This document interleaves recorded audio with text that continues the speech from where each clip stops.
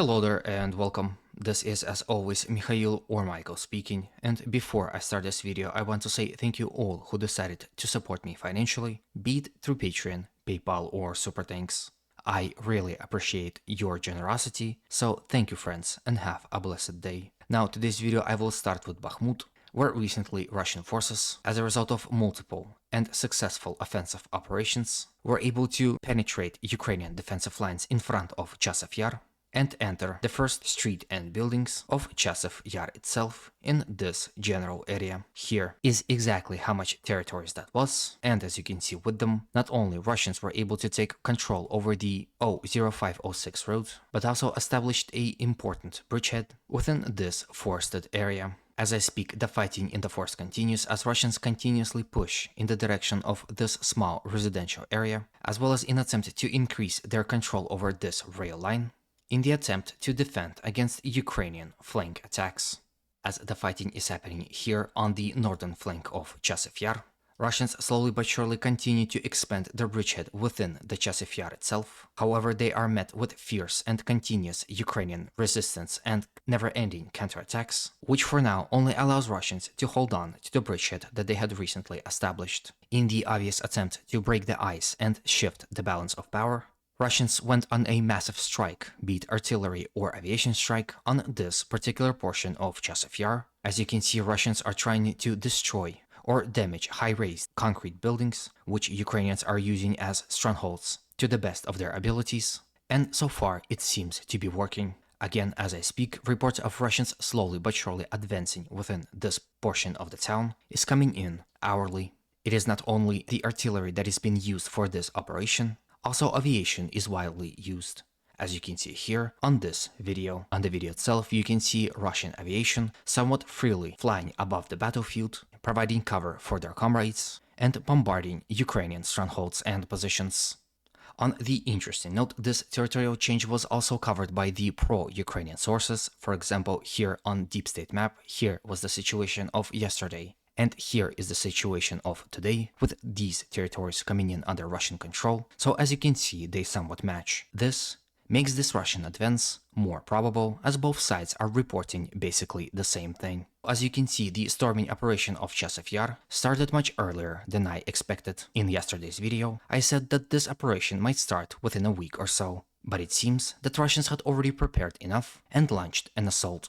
And simultaneously with massive armored strike in the direction of Chasiv Yar, Russians bombarded heavily Chasiv Yar itself, its city center, to stop Ukrainians from successfully reinforcing their comrades in this fairly isolated portion of the town, as well as renewed their attacks in the direction of Bogdanivka and Georgievka. Here on this video you can see a Ukrainian soldier waving a white flag inside one of the buildings of Bogdanivka village, which is located here. It may seem that Russian push had achieved its goals, and perhaps we will hear of new territorial changes within this small town in a near future. In any way, it is important to note that after capturing this portion of Chasiv Yar, moving further on will not make much sense, because Ukrainians heavily fortified entrance to the city proper by constructing various and complicated fortification lines to the west as well as to the east of the canal, clearly expecting Russian assault from this direction. And it is for that reason it is extremely important for the front line to move simultaneously, for the Russians to capture Georgievka, Bogdanivka, Kalinivka, thus evening out the front line and establishing a new one by the canal on the northern flank of Chasiv Yar, as well as attacking in the direction of Klishchiivka and Andriivka to reach the canal from the south as well. And only when Russians will be able to solidify the front line in its entirety by reaching the canal on both northern and eastern flank of Bakhmut and Chasiv Yar, they will be able to launch simultaneous assaults, not only in attempt to encircle Chasiv Yar itself, but also initiate the battle for the first villages on their way towards a much bigger and more important city of Konstantinivka. To me it seems this is their legitimate war goal for the offensive campaign of the 2024. At this point in time, not only do I want to know your opinion on how exactly you think this whole situation will play out. Will Russians be able to capture Chasiv Yar within this year, or maybe they will be much more successful and would move up towards Konstantinivka and capture it as well? Also, while you there, please do consider supporting this video by any means you consider necessary. A like, comment, and of course a subscription will be more than enough, and I will be extremely thankful for that. Before we move on to other portions of the front, it is important to discuss situation in Klishchiivka. As you can see, Ukrainians are controlling about half of it, with Russians holding a small foothold in its northeastern outskirts, with its center being basically in a gray zone. On this video here, you can see Russians bombarding this village with Солнцепек flamethrower systems. This could be a sign that an offensive is coming towards this village in an obvious attempt to capture it once and for all. At this point, Klishchiivka is in a very sad state.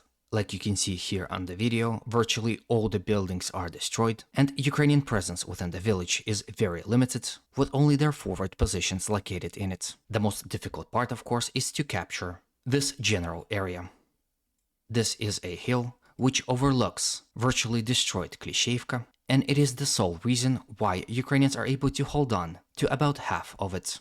With Russian attacks directed towards those positions, Klishchiivka will be under threat of Russian attacks coming from the north, northeast, east, as well as southeast, and with this area being captured by the Russians, all this together will ensure the full capture of Klishchiivka. Not going too far from Klishchiivka, let's move further to the south, where I have an interesting video of Russians bombarding the city of New York. Here on this video you can see exactly that, and this could mean only two things. Either Russians are preparing for an offensive towards this settlement, and the goal of those bombardments are to destroy Ukrainian fortifications before Russians are going to storm them, or perhaps this is an attempt to disturb Ukrainian rotation and logistics system, as both New York and much bigger city of Toretsk are used as massive supply hubs to support all Ukrainian formations fighting in this general area. So by striking upon those two large settlements, Russians disrupt rotation and logistics systems, ensuring that Ukrainian formations fighting on the zero line will receive less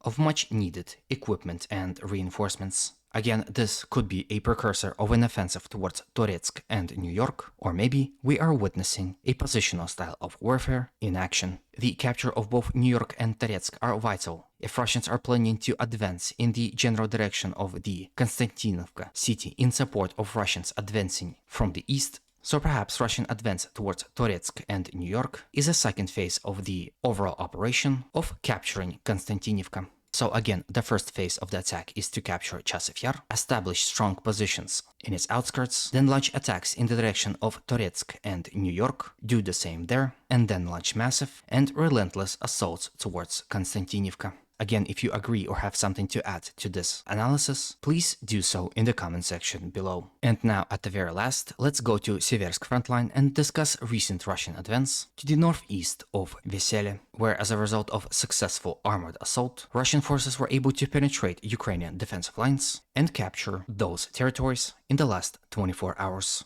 In one hand, this seems to be something important as Russians used a substantial amount of armored vehicles for this assault, but on the other hand, this particular direction brings no tactical value to Russians as there are virtually no villages in this area. So perhaps this is a positional style of warfare that we see happening. According to the first option, which to me seems more likely, Russians are increasing their pressure in this area to increase the buffer zone around the village of Vesele and solidify their front line in this area so that they can launch attacks in the direction of Razdalivka as well as Perizne.